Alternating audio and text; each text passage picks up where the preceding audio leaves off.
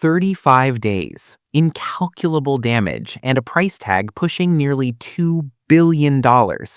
These are the numbers sending shockwaves through the global defense community. Hey everyone, welcome back. Today, we're diving deep into the hottest topic in modern military history, the catastrophic losses suffered by the U.S. Air Force during Operation Epic Fury 2026, which took place from February 28th to April 3rd. This operation was supposed to be a major breakthrough in Middle Eastern airspace. Instead, it became a devastatingly expensive lesson, paid for in top-tier military hardware. People are asking, what exactly happened in those war-torn skies? How did state-of-the-art stealth fighters, boasted to be completely invisible to radar, and multi-billion-dollar airborne command centers get shot down? Today, I've gathered exclusive insider data and the exact casualty numbers to give you the complete picture, all in one video. Before we look at the numbers, let's set the stage. Why did the US go in so heavy? Operation Epic Fury wasn't just a military exercise or show of force. It was high-intensity live-fire combat. The US decided to send its frontline fighter squadrons directly into what is arguably the most heavily defended airspace on the planet, Iran's densely packed surface-to-air missile, or SAM, network. Flying into that airspace was essentially walking into the lion's den. Now, obviously, US military planners calculated the risks, but I don't think anyone anticipated the results being this brutal or the losses being this severe.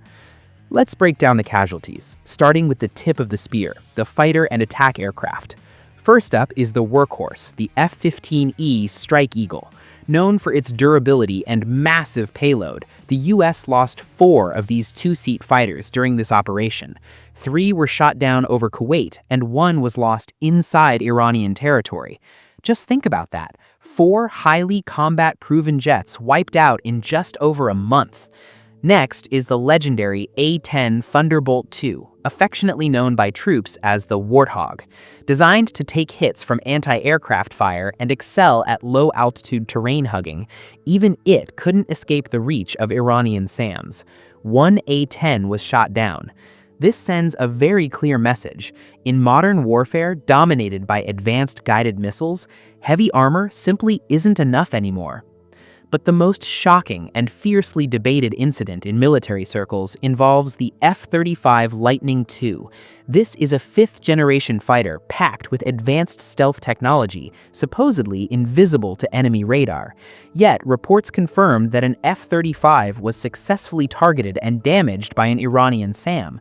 While the pilot managed to limp the aircraft back to base and the jet wasn't completely destroyed, this is a massive stain on America's vaunted stealth technology. It immediately raises a massive question. Is the stealth tech the US prides itself on actually 100% effective against the new radar systems of rival superpowers? Or are we witnessing the beginning of the end of the golden age of stealth? Now, let's look at the critical support assets. Honestly, I think these losses hurt the US military the most. The absolute biggest blow was the loss of an E-3 Sentry AWACS, the Airborne Warning and Control System. This aircraft is the eyes and brain of the Air Force, designating targets and commanding the entire fleet. It wasn't shot down in the air, it was destroyed on the ground at Prince Sultan Air Base. This absolutely shocked the defense world. The fact that the enemy could penetrate base defenses and wipe out a multi-billion-dollar asset is a massive tactical failure that is hard to swallow. Beyond losing their eyes, the fleet's lifeline was also severed. The KC-135 mid-air refueling tankers became prime targets. Reports indicate at least 2 were destroyed and 5 more were severely damaged. Taking out tankers is essentially cutting off the fighter fleet's legs. They can't fly long-range missions or loiter over the battlefield. Add to that the loss of an HH-60 rescue helicopter that went down in Iraq, with 2 more damaged over Iranian airspace. And we can't talk about modern warfare without talking about drones. During Epic Fury, the US sacrificed an astounding 17 top-tier MQ-9 Reapers. That number is staggering. These aren't cheap suicide drones. They are massive, sophisticated surveillance and strike platforms loaded with advanced sensors. The fact that Iran swatted 17 of them out of the sky like flies tells us two things. One, Iran's air defense network is highly accurate and has incredibly broad coverage. Two, the US might have intentionally used these drones as bait to force the enemy to reveal their radar positions, a very expensive probing tactic. Even if it costs a fortune, it highlights a trend in future warfare. Drones are expendable assets, ready to be sacrificed to keep human pilots alive. To put these material losses into perspective, I've put together a summary chart of the destroyed and damaged equipment, along with the estimated sticker price of each aircraft. Let's take a look at the damage together. Take a look at that bottom row. 34 aircraft lost or damaged, over $2 billion vanished into thin air in just 35 days. If we break it down, just those 4 F-15Es add up to $360 million. The 17 Reapers, that's over $500 million right there. But the real budget breaker is the E-3 AWACS, sitting at a cool $700 million all on its own. This is a massive amount of American taxpayer money turned into scrap metal and ash on the battlefield. These numbers don't just impact the Pentagon's budget, they send a blaring warning to Congress and taxpayers that modern warfare comes with a catastrophic price tag, and old tactics simply won't work against a well-prepared enemy. But much more important than the billions of dollars is the human cost. This war wasn't just about losing winged scrap metal. According to the latest Pentagon updates, the US military has lost at least 14 service members in this operation, with over 400 wounded in action. These casualties include the crew of the downed KC-135 and troops hit by Iranian drone strikes on command centers in Kuwait and Saudi Arabia. On paper, that might seem low compared to Iran, which reportedly suffered over 6,000 dead and tens of thousands wounded. But for Congress and American families, losing even one soldier in a protracted conflict is an incalculable loss, creating immense political pressure that ricochets straight back to the White House. You might be wondering, where did Iran get the high-tier weaponry to shoot down so many expensive American toys? If we dig deeper, military intelligence analysts point to one conclusion: Iran didn't do this alone. Sure, they've been secretly developing their own Bavar 373 air defense system for years, but there is an undeniable fingerprint of advanced technology transfers from rival powers like Russia and China. Think about it. New radar systems capable of tracking stealth aircraft, or top-tier electronic jamming that blinds an MQ-9 Reaper until it falls out of the sky. This paints a very clear picture. The Eastern Military Alliance Network is much stronger and more technologically advanced than the US Defense Department previously estimated. The fallout from this historic loss doesn't end with burned tax dollars. It's triggering a massive crisis of faith in the American defense industry. Imagine being an allied nation that just dropped billions to get in line for the F-35 or advanced US radar systems. Right now, world leaders are definitely sweating and calling emergency meetings to ask, is the gear we're buying actually capable of stopping modern threats? The vulnerabilities exposed during Epic Fury could open the door for rival superpowers to dominate the global arms market, offering cheaper weapons that can actually take down the expensive stuff. Furthermore, American fighter pilots are now facing immense pressure.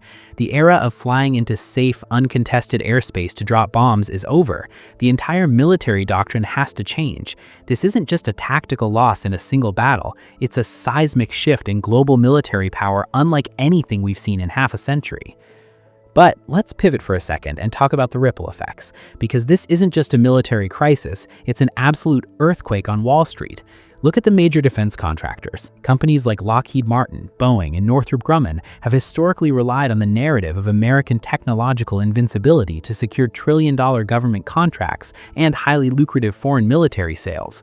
When high-definition footage of a smoldering F-35 or a downed MQ-9 Reaper drone floods social media, it's not just a bad PR day, it's a catastrophic blow to their market valuation. Within days of these reports leaking, we saw billions of dollars in market cap wiped out across the defense sector. Allied nations are now reportedly demanding contract renegotiations, asking for heavy discounts or aggressive technology transfers, because they are starting to realize they might be buying heavily marketed paper tigers.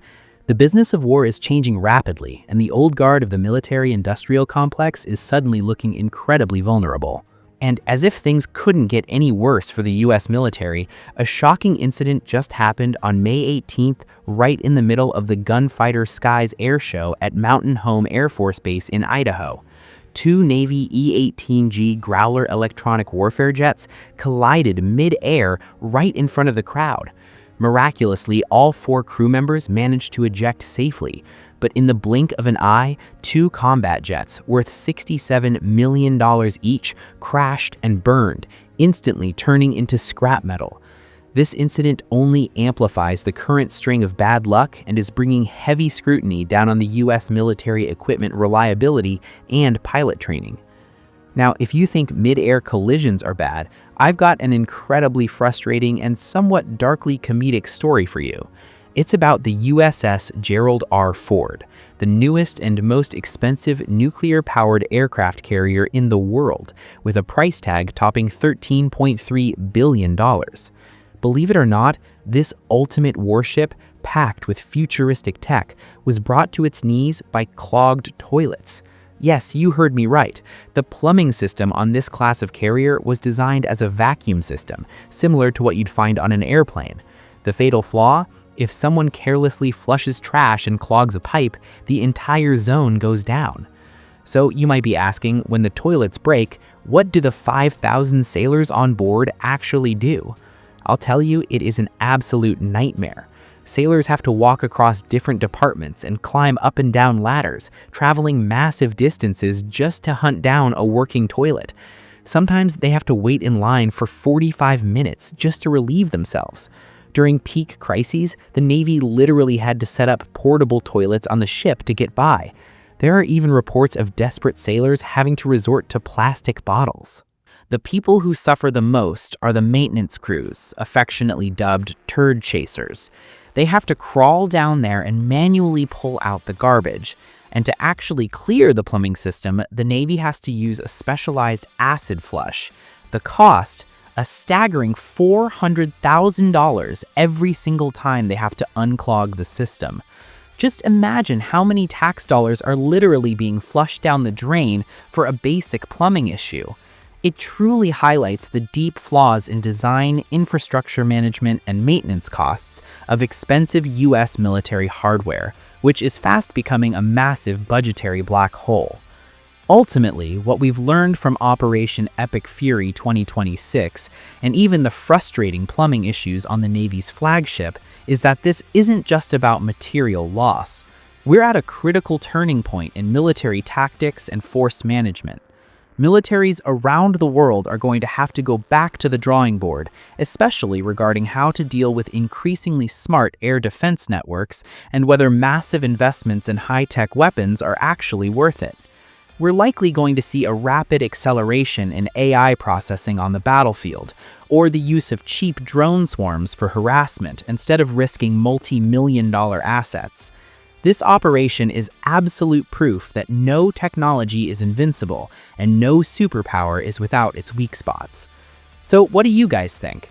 Let me know your thoughts on these historic military losses, or if you had a good laugh at the aircraft carrier toilet disaster down in the comments below. If you enjoy this kind of deep dive, no-nonsense analysis, don't forget to hit the like button, share this video, and subscribe to the channel. I'm Mix, and that's all for today. I'll see you in the next one.